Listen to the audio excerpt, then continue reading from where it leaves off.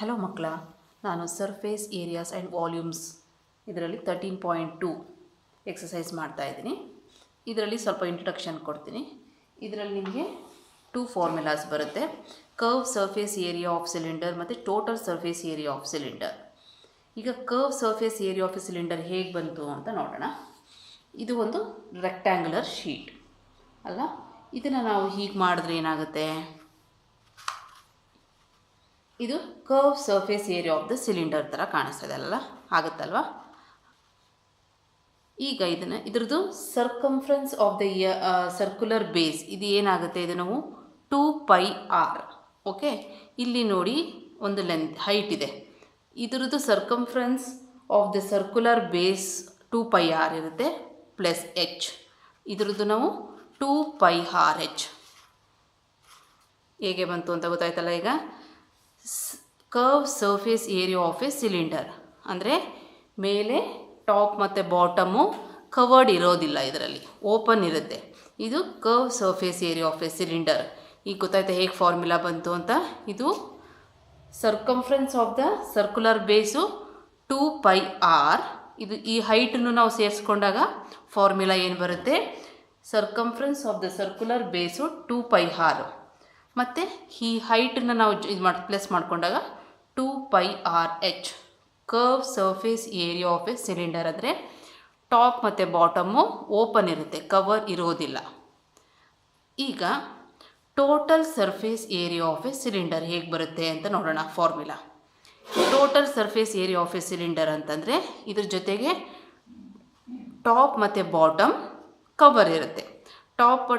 Top ಮತ್ತು bottom cover ಆದಾಗ ಏನಾಗುತ್ತೆ, ಇಲ್ಲೊಂದು ಇದು ಸರ್ಕಲ್ ಬೇಕು, ಇಲ್ಲೊಂದು ಸರ್ಕಲ್ ಬೇಕು. ಈಗ ಏರಿಯಾ ಆಫ್ ದ ಸರ್ಕಲ್ ಏನು ನಮಗೆ πr². ಇಲ್ಲೊಂದು ನಮಗೆ ಸರ್ಕಲ್ ಇದೆ, ಇಲ್ಲೊಂದು ಸರ್ಕಲ್ ಇದೆ. πr² ಬಂದಾಗ 2πr². ಇದನ್ನೇ ನಾನಿಲ್ಲಿ total surface area of a cylinder ಅಂದರೆ ಟಾಪ್ ಮತ್ತು ಬಾಟಮ್ ಎರಡು ಕವರ್ಡ್ ಇರುತ್ತೆ, ಅಂದರೆ ಸರ್ಕಲಿಂದ ಕವರ್ ಇರುತ್ತೆ. ಇದು ಕರ್ವ್ ಸರ್ಫೇಸ್ ಏರಿಯಾ ಆಫ್ ಸಿಲಿಂಡರ್ದು 2πrh ಪ್ಲಸ್ ಆಮೇಲೆ ಕೆಳಗಡೆ ಕವರ್ ಇರುತ್ತೆ ನೋಡಿ, ಹಿಂಗೆ ಕವರ್ ಆಗಿರುತ್ತಲ್ಲ ಇದು. ಆ ಕವರ್ ಅಂತಂದರೆ area of A circle πr². ಇಲ್ಲಿ ಎರಡು ಕಡೆಯೂ ಸರ್ಕಲ್ ಇರೋದ್ರಿಂದ ಟಾಪ್ ಮತ್ತು ಬಾಟಮ್ 2 ಮೇಲೆ ಒಂದು ಕೆಳಗಡೆ ಒಂದು ಇದ್ದಾಗ 2πr². ಈಗ ಇದನ್ನು ನಾವು 2πr ಕಾಮನ್ ತೆಗಿಬೇಕು. ಇಲ್ಲೂ 2πr ಇದೆ, ಇಲ್ಲೂ 2πr ಇದೆ. ಇಲ್ಲಿ 2πr ಕಾಮನ್ ತೆಗೆದ್ರೆ ಹೆಚ್ಚು ಉಳ್ಕೊಳ್ಳುತ್ತೆ, ಪ್ಲಸ್ ಇಲ್ಲಿ 2πr ಒಂದು ಹಾರ್ ತೆಗೆದ್ರೆ ಇನ್ನೊಂದು ಉಳ್ಕೊಳ್ಳುತ್ತೆ. ಆವಾಗ ನಿಮಗೆ ಫಾರ್ಮುಲಾ ಏನು ಬಂತು, 2πr ಪ್ಲಸ್ h. ಇದು ಇಂಟರ್ಚೇಂಜ್ ಮಾಡಿದ್ರೆ ವ್ಯಾಲ್ಯೂಸ್ ಏನು ಚೇಂಜ್ ಆಗೋಲ್ಲ ನಿಮಗೆ. 2πr into r plus h. Curve surface area of a cylinder 2πrh ಅಂದರೆ ಮೇಲೆ ಕೆಳಗಡೆ ಎರಡು ಓಪನ್ ಇರುತ್ತೆ ಆ ಸಿಲಿಂಡರಲ್ಲಿ. Total surface area of a cylinder ಅಂದರೆ ಆ ಸಿಲಿಂಡರ್ದು ಮೇಲೆ ಕೆಳಗಡೆ ಎರಡು ಕವರ್ಡ್ ಇರುತ್ತೆ ಸರ್ಕಲಿಂದ. ಅದರಿಂದ ಫಾರ್ಮುಲಾ ಇವಾಗ ನಿಮಗೆ ಹೇಗೆ ಬಂತು ಫಾರ್ಮುಲಾ ಅಂತ ಗೊತ್ತಾಯ್ತಲ್ವಾ. ಇದಕ್ಕೆ 2πrh, ಇದಕ್ಕೆ 2πr into r plus h. ಈ ಫುಲ್ ಎಕ್ಸಸೈಸಲ್ಲಿ ಇವೆರಡನ್ನೇ ನೀವು ಇವೆರಡು ಫಾರ್ಮುಲಾಸ್ ನಿಮಗೆ ಐಡೆಂಟಿಟೀಸ್ ಬರುತ್ತೆ. ಓಕೆ, ಈಗ ನಾನು ಅದರಲ್ಲಿ ಮೊದಲನೇ ಲೆಕ್ಕ ಮಾಡ್ತಾ ಇದ್ದೀನಿ.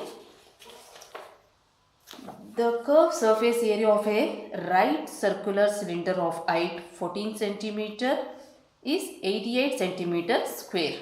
Find the diameter of the area of the cylinder. ಇಲ್ಲಿ ನಮಗೆ ಹೈಟ್ ಕೊಟ್ಟಿದ್ದಾರೆ. ಇದು ಒಂದು ಕರ್ವ್ ಸರ್ಫೇಸ್ ಏರಿಯಾ. ನೀವು ಲೆಕ್ಕಗಳನ್ನ ನೋಡ್ಕೋಬೇಕಾದ್ರೆ ಅಲ್ಲಿ ಮೆನ್ಷನ್ ಆಗಿರುತ್ತೆ, ನೋಡ್ಕೊಳ್ಳಿ. ಕರ್ವ್ ಸರ್ಫೇಸ್ ಏರಿಯಾ ಅಂದರೆ ಓಪನ್ ಇರುತ್ತೆ, ಮೇಲೆ ಕೆಳಗಡೆ ಟಾಪ್ ಮತ್ತು ಬಾಟಮ್ ಓಪನ್ ಇರುತ್ತೆ. ಇದ್ರದ್ದು ಹೈಟ್ ಕೊಟ್ಟಿದ್ದಾರೆ ಅವರು. ಹೈಟ್ ಈಸ್ ಈಕ್ವಲ್ ಟು, ಈ ಹೈಟ್ ಎಷ್ಟು, h is equal to 14 centimetre. 14 centimetre is 88 centimetre square ಅಂದಾಗ ನಿಮಗೆ ಅದು curve surface area of a cylinder. ನಿಮಗೆ ಕನ್ಫ್ಯೂಸ್ ಆಗುತ್ತೆ, 88 ಸೆಂಟಿಮೀಟರ್ ಸ್ಕ್ವೇರ್ ಏನು ಇದು ಅಂತ ಹೇಳಿದಾಗ ಇದರಲ್ಲಿ ಹೇಗೆ ತಿಳ್ಕೊತೀರಾ ಅಂತಂದರೆ 88 ಸೆಂಟಿಮೀಟರ್ ಸ್ಕ್ವೇರ್ ಅಂತಂದಾಗ ಸೆಂಟಿಮೀಟರ್ ಸ್ಕ್ವೇರ್ ಅಂತ ನೋಡಿ ಯೂನಿಟ್ ಕೊಟ್ಟಿದ್ದಾರೆ. ಅಂದರೆ ಅದು curve surface area of a cylinder ಅದು. ಅದು ಏರಿಯಾ ಕೊಟ್ಟಿರೋದದು. ಓಕೆ, ಆವಾಗ ನೀವು ಇಲ್ಲಿ curve surface area of a ಸಿಲಿಂಡರ್ದು ನೀವು 88 ಸೆಂಟಿಮೀಟರ್ ಸ್ಕ್ವೇರ್ ಹಾಕ್ಕೊಳ್ಬೇಕು. ಜೊತೆಗೆ ಹೈಟ್ ಕೊಟ್ಟಿದ್ದಾರೆ. Find the diameter of the base of the cylinder. Diameter ನೋಡಿ, ಇಲ್ಲಿಂದ ಈ ಸರ್ಕಲ್ ಇರುತ್ತಲ್ಲ, ಇಲ್ಲಿಂದ ಮಿಡಲಿಂದ ಇಲ್ಲಿಂದ ಆದರೆ ರೇಡಿಯಸ್ ಅಂತ ನಾವು ಹೇಳ್ತೀವಿ. ಇಲ್ಲಿಂದ ಒಂದು ಹಾರ ಆಗುತ್ತೆ, ಇಲ್ಲಿಂದ ಒಂದು ಹಾರ ಆಗುತ್ತೆ. ಅಂದರೆ ಇಲ್ಲಿಂದ ಇಲ್ಲಿ ಫುಲ್ಲು ಇರುತ್ತಲ್ಲ, ಇದನ್ನು ನಾವು ಡಯಾಮೀಟರ್ ಅಂತ ಹೇಳ್ತೀವಿ. ಈ ಮಧ್ಯೆ ಸರ್ಕಲ್ ಸೆಂಟರಿಂದ ಬಂದರೆ ಹಾರ್, ಇಲ್ಲೊಂದು ಹಾರು, ಇದರಿಂದ ಈ ಎಡ್ಜ್ಗೊಂದು ಹಾರ ಆದರೆ 2 ಹಾರ್ ಆಗುತ್ತೆ. ಆ ಫುಲ್ ಇದನ್ನು ನಾವು ಡಯಾಮೀಟರ್ ಅಂತ ಹೇಳ್ತೀವಿ. ಯಾವಾಗಲೂ ನಮಗೆ 2 r is equal to D ಅಂದರೆ ಡಯಾಮೀಟರ್. 2 ಹಾರ್ ಸೇರಿಕೊಂಡಾಗ ನಿಮಗೆ ಡಯಾಮೀಟರ್ ಬರುತ್ತೆ. ನೋಡಿ, ಇಲ್ಲಿಂದ ಸೆಂಟರಿಂದ ಈ ಎಡ್ಜ್ಗೆ ಒಂದು ಹಾರ್, ಈ ಸೆಂಟರಿಂದ ಈ ಎಡ್ಜ್ಗೆ r, r plus r 2 r is equal to ಇದೆಷ್ಟು ಬರುತ್ತೆ? ಡಯಾಮೀಟರ್. ಇದು ಕೂಡ ನಿಮಗೆ ಗೊತ್ತಿರಬೇಕು. ಇವಾಗ ನಾವು ಹಾರ್ ಈ ಕಡೆ ಹಿಡಿಬೇಕಾದ್ರೆ, ಈಗ ನಾವು ಅಲ್ಲಿ ಏನು ಕೊಟ್ಟಿದ್ದಾರೆ? Curve surface area of a cylinder.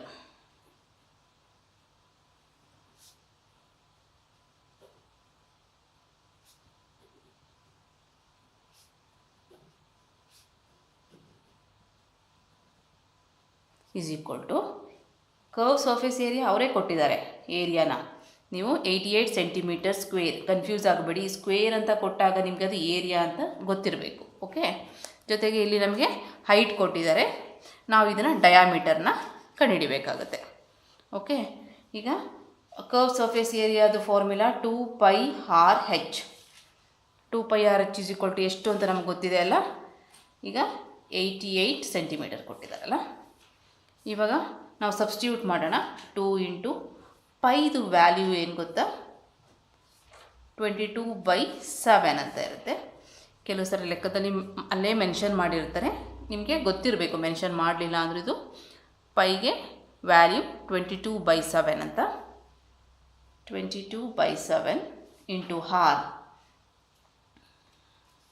ನಮ್ಗೆ ವ್ಯಾಲ್ಯೂ ಗೊತ್ತಿಲ್ಲ, ಇಂಟು ಎಚ್ ಅಂದರೆ ನಮಗೆ ಗೊತ್ತಿದೆ 40 centimetre is equal to 88.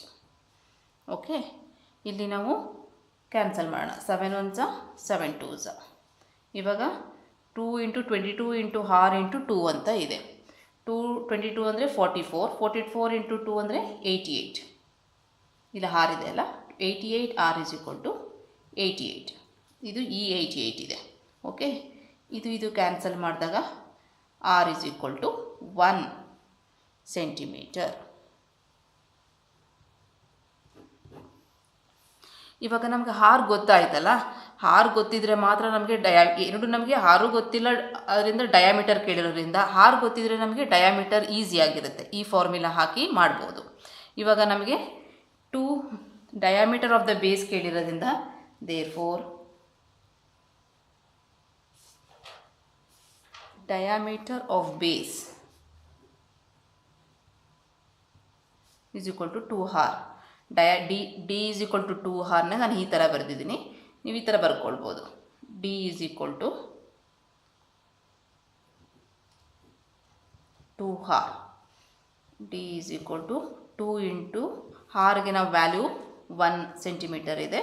D is equal to 2 centimetre. Okay, thank you.